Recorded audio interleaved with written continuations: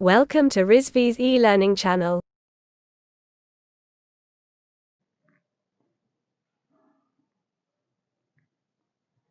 Good afternoon class. Heat and mass transfer subject में आज जो नेक्स्ट टॉपिक है that is transient heat conduction.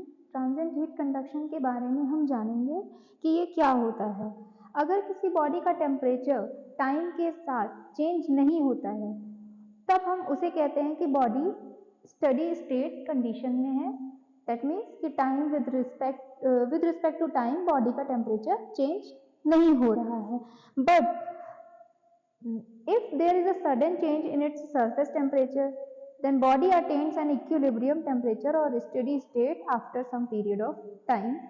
अगर अचानक से ही बॉडी में कुछ चेंजेस आ जाएं उसके टेम्परेचर में तो कुछ टाइम के लिए वो क्या हो जाएगी, कुछ इक्विलिब्रियम स्टेट को वो ग्रैब कर लेगी और उस इक्विलिब्रियम स्टेट में या स्टडी स्टेट में कुछ समय के लिए वो आ जाएगी।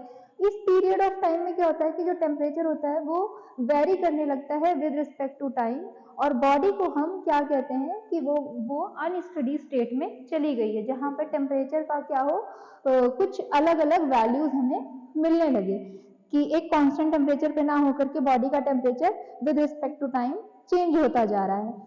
और ऐसी स्टेट को या अनस्टडी स्टेट को ही हम transient state of the body कहते हैं। तो जो टर्म है आपका ट्रांजिएंट, ये डेजिग्नेट करता है that it is a phenomena which is time dependent. यहाँ पे क्या होता है कि conduction of heat in unsteady state refers to the transient condition where in heat flow and temperature distribution at any point of the system varies continuously with respect to time। जहाँ पे आपका temperature का जो distribution होगा throughout the body वो change होता रहेगा और बॉडी का temperature with respect to time change होता रहेगा और स्टडी स्टेट की कंडीशन हो जाएगी और वही अनस्टडी स्टेट की कंडीशन हो जाएगी, स्टडी स्टेट की कंडीशन चेंज करके। और वही कंडीशन आपकी ट्रांजिएंट हीट कंडक्शन की कंडीशन कहलाती है। हीट जो होगी वो कंडक्टिवली ट्रांसफर हो रही होगी। ट्रांजिएंट कंडीशन में क्या होता है कि ट्रांजिएंट कंडीशन कहाँ कहाँ पर आपको देखने के लिए मिलेगी, यानी अनस्टडी हीट की जो स्टेट होती है वो कहाँ कहाँ पे देखने को मिलेगी।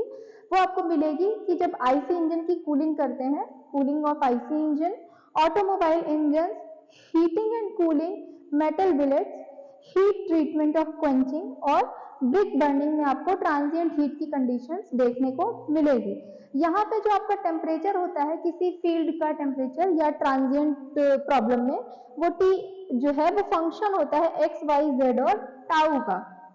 इस फंक्शन ऑफ टेम्परेचर में हम ये जानते हैं कि जो आपका दो तरीके का वेरिएशन होता है टेम्परेचर का ड्यूरिंग द अनस्टडी स्टेट, और ये दोनों तरीके के टेम्परेचर आपके होते हैं नॉन पीरियोडिक वेरिएशन और पीरियोडिक वेरिएशन। नाम से ही पता चल रहा है non periodic variation.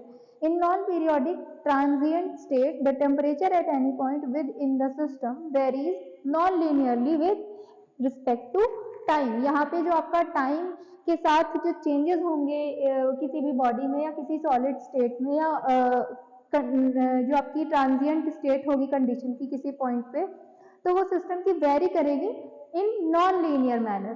Periodic variation में क्या होगा, पीरियोडिक वेरिएशन में in a periodic transient state temperature undergoes the periodic changes where are either regular or irregular but definitely एक cyclic आपका जो पीरियड कंसीडर किए जाएंगे। यहाँ पे पीरियोडिक चेंज से नाम, पीरियोडिक वेरिएशन से नाम ही पता चल रहा है कि जो टेम्परेचर का चेंजेस होंगे वो कुछ कुछ इंटरवल्स में होंगे। कुछ इंटरवल्स आपके रेगुलर हो सकते हैं, वो इरेगुलर भी हो सकते हैं।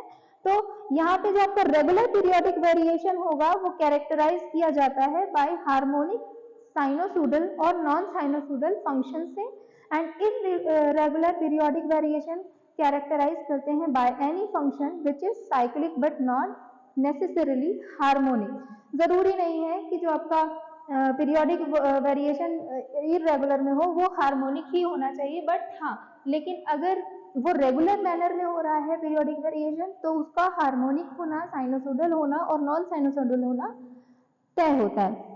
एग्जाम्पल के तौर पे हम ये कह सकते हैं कि जो टेम्परेचर वेरिएशन होता है, मैं बोल ही रहा हूँ, मैंने और तो किया है।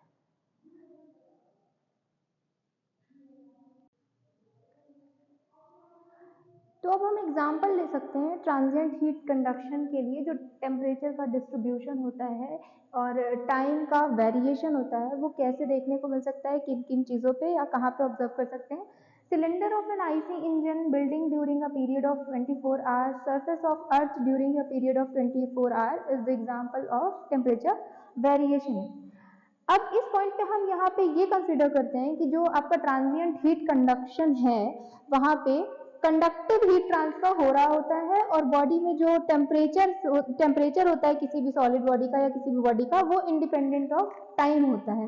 In this point we have to consider conductive heat transfer problem in which the temperature are independent of time.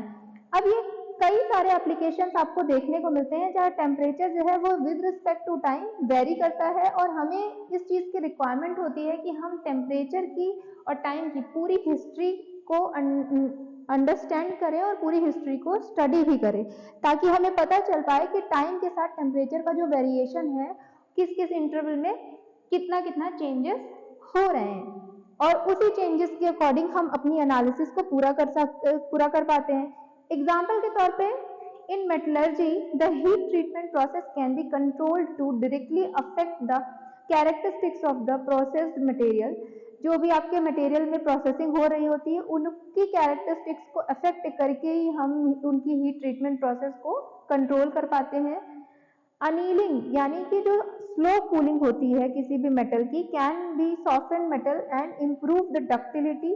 On the other hand quenching या रैपिड कूलिंग जिसे हम कह सकते हैं can harden the strain boundary and increase the strength. अब in order to characterise the transient behavior the full unstudied equation is needed और इस equation को हम कंसीडर करते हैं 1/a del t upon del tau is equal to del square t upon del x square plus del square t upon del y square plus del square t upon del z square plus q upon k। k is the thermal conductivity of metal, q is the heat जो आपका heat transfer हो रहा है और x y z तीनों direction में कितने कितने टेम्परेचर का वेरिएशन हो रहा है उसको हम यहाँ से कंसीडर करते हैं।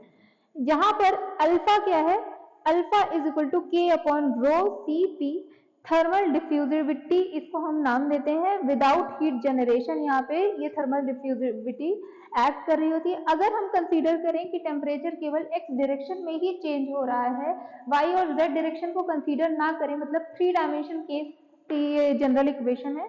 अगर हम 3 डायमेंशन केस में जो टेम्परेचर का चेंजेस है उसे कंसीडर ना करके ओनली 1 डायरेक्शन की केस में इसको एज्यूम करते हैं तो इसी इक्वेशन को हम रिड्यूस करके लिख सकते हैं 1/a del t upon del tau is equal to del square t upon del x square। This is all about transient heat conduction equation. अब हम इस सोल्यूशन के लिए जो इक्वेशन हमें मिली है ये हमें इसके लिए 2 बाउंड्री कंडीशन भी चाहिए एक्स डायरेक्शन में और एक इनिशियल कंडीशन चाहिए जहाँ पे बाउंड्री कंडीशन में हम कुछ नाम को इम्प्लाइज करेंगे और फ्रीक्वेंटली जो इसमें फिजिकल बाउंड्री ऑफ ऑब्जेक्ट होता है और जो भी इसमें चेंजेस आते हैं कैसे कैसे बिहेवियर्स होते हैं उसके इंटरनल टेम्परेचर में या उस बॉडी में क्या क्या चेंजेस आते हैं उसकी स्टडी हम इन कंडीशंस के थ्रू करते हैं। तो आज के लिए बस इतना ही। Thank you class.